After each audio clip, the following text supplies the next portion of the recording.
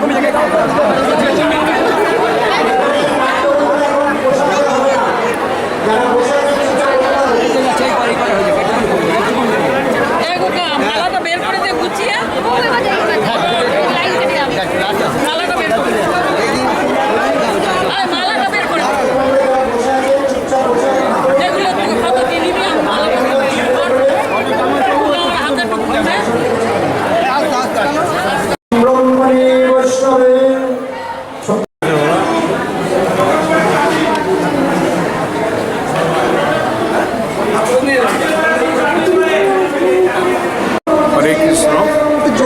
বাগবাজার গৌড়িয়া মঠ এবং মিশনের আজকে গুরু পূজা মহোৎসব শ্রী চৈতন্যদেবের ভাবধারায় সৃষ্টি এই গৌড়িয়া মঠ ফাউন্ডার আচার্য ভক্তি সিদ্ধান্ত সরস্বতী গোস্বামী প্রভুপাদ তার 150 বছর পূর্তি উৎসব মহোৎসব চলছে।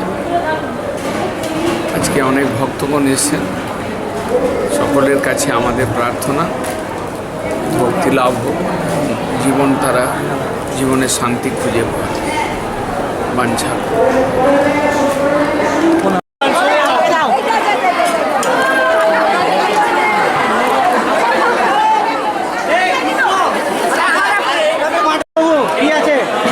এই তো ডাল নিয়ে যাও, এদিকে দাও, যাতে ডাল এদিকে দিতে হবে না, এখন এদিকে শুরু করো।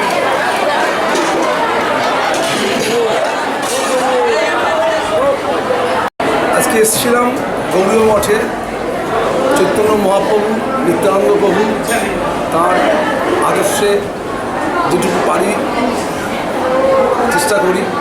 শিল্পবাদের পরম্পরা নিয়ে বর্তমান আমাদের অধ্যক্ষ মহারাজের আজকে জন্মদিবস, 65তম জন্মদিন, এসে তার দর্শন পেলাম, তাকে প্রণাম করলাম। তার লীলা, তার কীর্তন তো সবাই জানে, সেটা আমার নতুন বলার কিছু নেই। কিন্তু প্রকৃত ভক্তি মার্গে যদি আমরা সবাই আসতে পারি, ভক্তিকে যদি বুঝতে পারি, তাহলে কৃষ্ণপ্রেমটাকে যদি আমাদের অন্তরের মধ্যে নিতে পারি, যেটাই চৈতন্য মহাপ্রভু দেখিয়েছিলেন নিত্যানন্দ প্রভুর মাধ্যমে, তো তাহলে আমরা ধন্য হব। সকলকে আমরা জানাই আমরা ভক্তির রসে যেন উপনীত হতে পারি।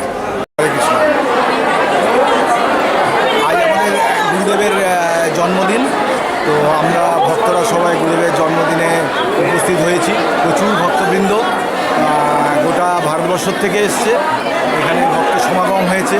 তো গুরুদেব বক্তব্য রেখেছেন, আমাদের মহারাজরাও যতটা পেরেছেন সবাই সংক্ষেপে জানিয়েছেন গুরুদেবের সম্বন্ধে।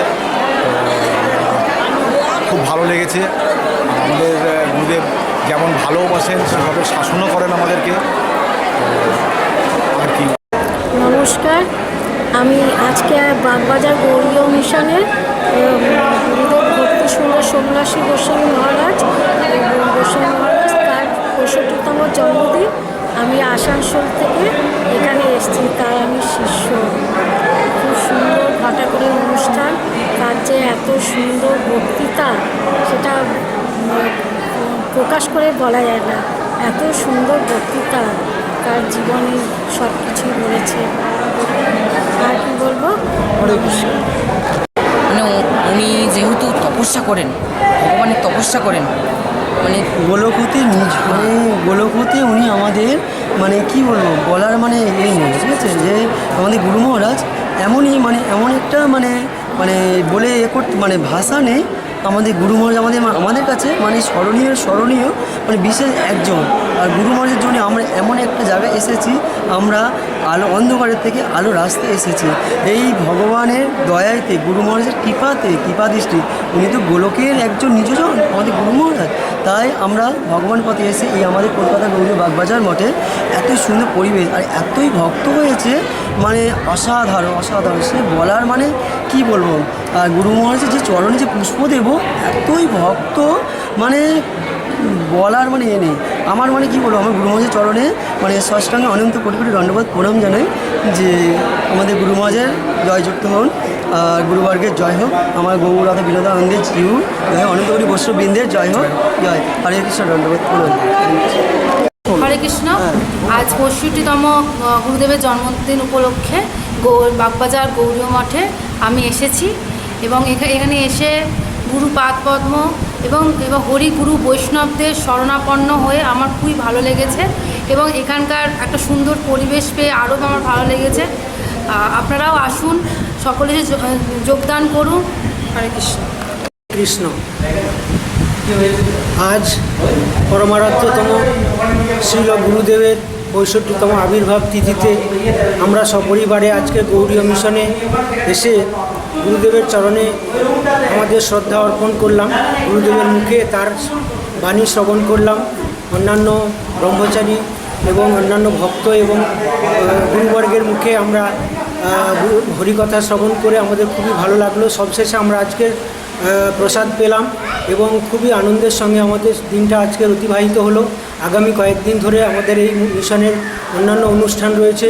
শ্রীকৃষ্ণের জন্মাষ্টমী, আগামীকাল তার অধিবাস, এইভাবে অনুষ্ঠান চলতে থাকবে। সবাই আপনারা এই অনুষ্ঠানে আসুন, খুব আনন্দ পাবেন, খুব ভালো লাগবে। হরে কৃষ্ণ। হরে কৃষ্ণ।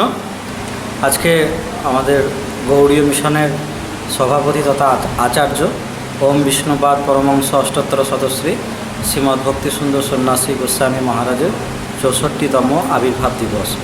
সেই উপলক্ষে আজকে আমাদের গৌড়ীয় মঠে এক বিশাল মহোৎসবের আয়োজন করা হয়েছে, যেখানে হাজার হাজার ভক্তগণ একত্রিত হয়েছেন গুরুদেবকে শ্রদ্ধাঞ্জলি প্রদান করার জন্য, গুরুদেবের কৃপা আশীর্বাদ গ্রহণ করার জন্য।